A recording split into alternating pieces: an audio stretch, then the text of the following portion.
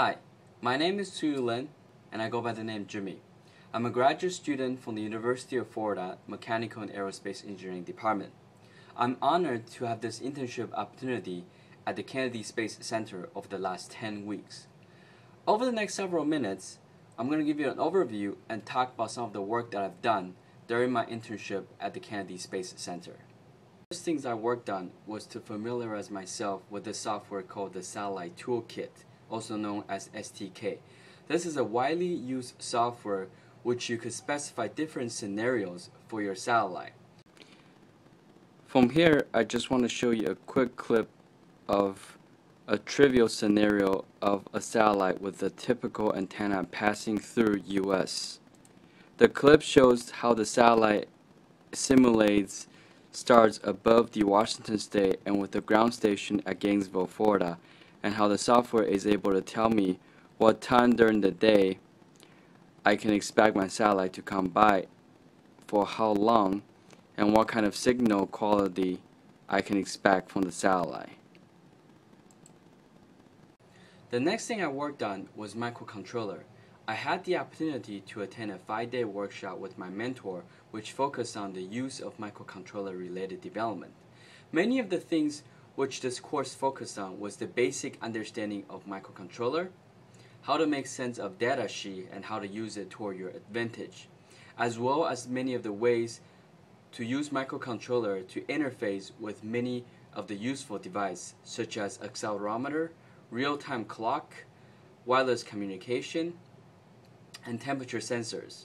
Those are just a few examples. And with the need of automation and a world that is becoming more technology driven, I believe this will remain a skill of a lifetime. And just to give you a little bit of what I worked on, here we have two development boards. Each has one microcontroller connected to it and one what's known as the Zigbee wireless chip connected to it, represented by the red chip. Now the goal of the project is to make the two development boards talk to each other via the wireless chip. Part of the project was to demonstrate that you can press a button on one board which will cause the LED lights on the other board to react. So as I hold down the button, you'll see the fourth light from the right will lit up. As I let go, you'll see the light will dim away. And this particular procedure is communicated through the wireless Zigbee chip. Also, as another part of the project is that this board on my right has to be able to sample temperature and transmit the information to this board, which then display on the computer. So now, by sampling the temperature, as you can see, the current temperature in the room is 75.3 degrees. Well, this temperature is sampled by this particular board on my right and transferred to this board to my left. And here are just some of the things that I worked on. Last but not least, I have also been working with a group of NASA engineers to mentor a group of high school students from Mare Island High School on the development of CubeSat.